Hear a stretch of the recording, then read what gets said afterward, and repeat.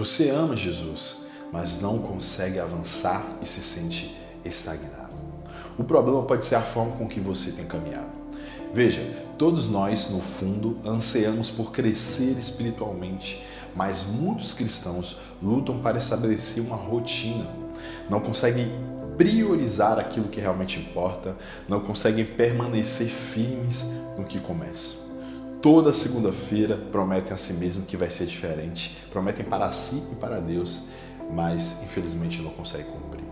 Mas a boa notícia é que existe sim um caminho claro para resolver isso. O crescimento espiritual não é um evento, ele é um processo contínuo que é sustentado basicamente por 3 pilares. O primeiro elemento é a organização, que no contexto espiritual é a escolha de aliar o seu tempo, a energia e os seus recursos com o propósito de Deus para a sua vida. É sobre direcionar a vida aos passos corretos para alcançar o alvo. Mas entenda uma coisa, a organização não é sobre se tornar um robô de produtividade, é para proteger aquilo que é mais sagrado. Sem essa base de ordem, as coisas importantes para você vão virar somente um monte de ideias distantes. Você não vai conseguir realizá-las. Por exemplo, as disciplinas espirituais, oração, leitura da palavra e jejum. Essas coisas não sobrevivem ao caos de um dia desorganizado.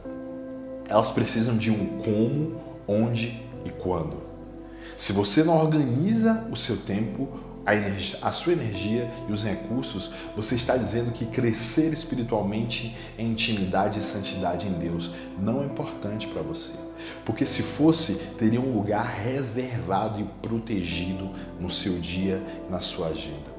Da mesma forma, o propósito de Deus para as nossas vidas exige uma vida que possa ser usada. Exige disponibilidade.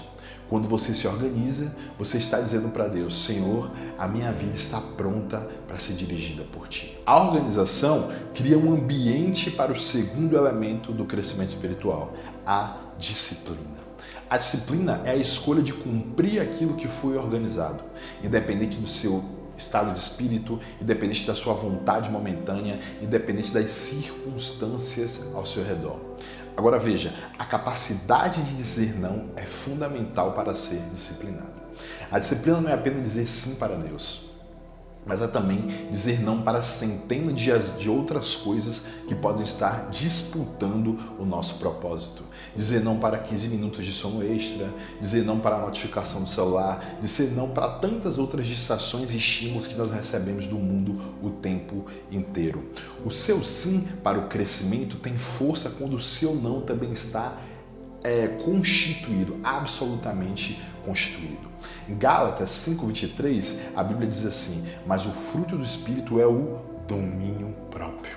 Em Provérbios 25:28, a Bíblia fala que como uma cidade derrubada sem muros, assim é um homem que não tem domínio próprio. Agora, claro, ninguém se torna disciplinado da noite para o dia. A disciplina é um acúmulo de pequenas decisões certas. É decidir ler um capítulo hoje, é decidir semana que vem aumentar isso para 2 ou 3 capítulos. E essas pequenas vitórias ensinam o nosso cérebro e também o nosso espírito, que quem manda é nós mesmos sob a direção do Espírito Santo e não as circunstâncias e a quantidade de estímulos ao nosso redor. Buscar organização e disciplina também está intimamente relacionado com ser obediente e submisso ao Senhor. Um bom exemplo disso era Daniel. Daniel é talvez o maior exemplo bíblico de disciplina, que a disciplina é a manifestação prática de fidelidade a Deus em meio a uma cultura contrária à vontade de Deus. Lá em Daniel 6:10, nós vimos que mesmo sob uma ameaça de morte, Daniel manteve a sua disciplina em orar 3 vezes ao dia. E a Bíblia ressalta como costumava fazer.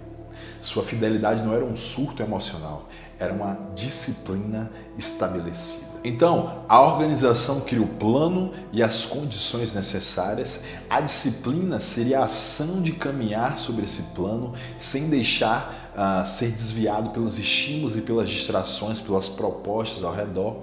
E com o tempo, a organização e a disciplina vão criando bases sólidas para o nosso objetivo, que é a permanência. Mas permanência em quê? Permanência em Cristo Jesus. Permanência é viver continuamente unido a Cristo, fazendo dele a nossa fonte de vida.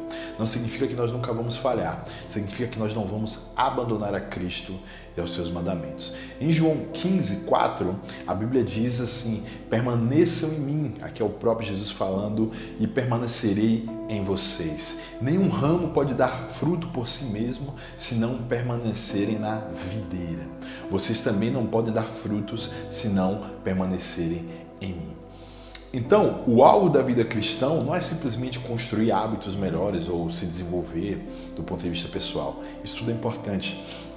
Mas o alvo da vida cristã é Cristo. A organização prepara o espaço para encontrá-lo, a disciplina nos leva continuamente a Ele e nos faz dizer não para as propostas ao nosso redor, mas a permanência é quando nós entendemos que não existe vida plena longe dele. E é justamente dessa união que nasce a constância. Ela não é algo que nós fabricamos pela nossa própria força de vontade, mas é a manifestação visível de uma vida em Cristo. Quando permanecemos em Cristo, as disciplinas espirituais deixam de ser apenas compromissos na nossa agenda e passam a ser necessidades da nossa alma. A oração deixa de ser uma obrigação para se tornar uma conversa. A leitura da palavra deixa de ser uma meta para se tornar um alimento. A comunhão deixa de ser um dever religioso para se tornar um lugar onde nós queremos estar naturalmente. Não porque agora nós somos pessoas perfeitas, mas porque descobrimos onde está a fonte de vida, que é em Jesus. A disciplina continua existindo, mas ela deixa de ser movida apenas pelo dever e passa a ser sustentada pelo amor e pela dependência de Cristo Jesus. O ramo não produz mais frutos porque faz mais força. Ele produz porque permanece ligado à videira. Da mesma forma, a maturidade e o crescimento cristão não nasce da nossa capacidade de controlar perfeitamente a própria vida, mas da disposição de permanecer ligado àquele que produz vida em nós. Isso muda completamente a perspectiva.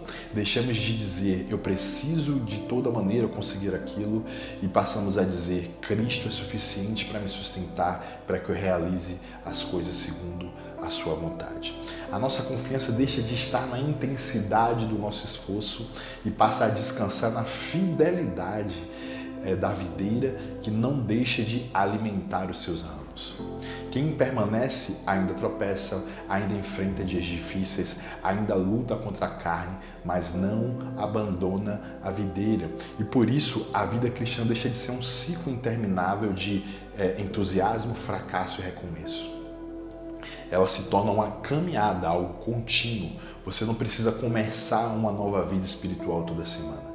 Você simplesmente continua conectado à videira e as transformações decorrentes disso acontecerão naturalmente. O crescimento espiritual real não é um evento, mas é um processo sustentado pela organização, disciplina e permanência. Talvez hoje o Espírito Santo esteja te mostrando que o problema não é a falta de amor exatamente, mas a forma com que você tem caminhado.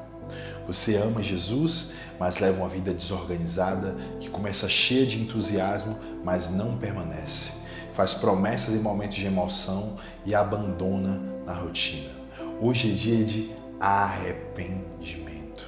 Não apenas pelos pecados que aparecem aos olhos das pessoas, mas também por uma vida espiritual negligenciada, instável, infiéis nos compromissos que nós assumimos com Jesus. É dia de reconhecer que muitas vezes tratamos a presença de Deus como algo menor ou opcional. Cristo não chama você para viver picos espirituais, Ele te chama para permanecer. Organize a sua vida diante dele. Submeta a sua vontade à disciplina, à obediência. Permaneça na videira. Porque se você continuar vivendo no caos, na indisciplina, na instabilidade, dificilmente experimentará o crescimento que Deus deseja produzir em você e através de você. A sua rotina revela aquilo que ocupa o centro do seu coração. Hoje não é dia de fazer mais uma promessa. É dia de decidir se organizar, ser mais disciplinado e permanecer. Que Deus abençoe poderosamente a sua jornada.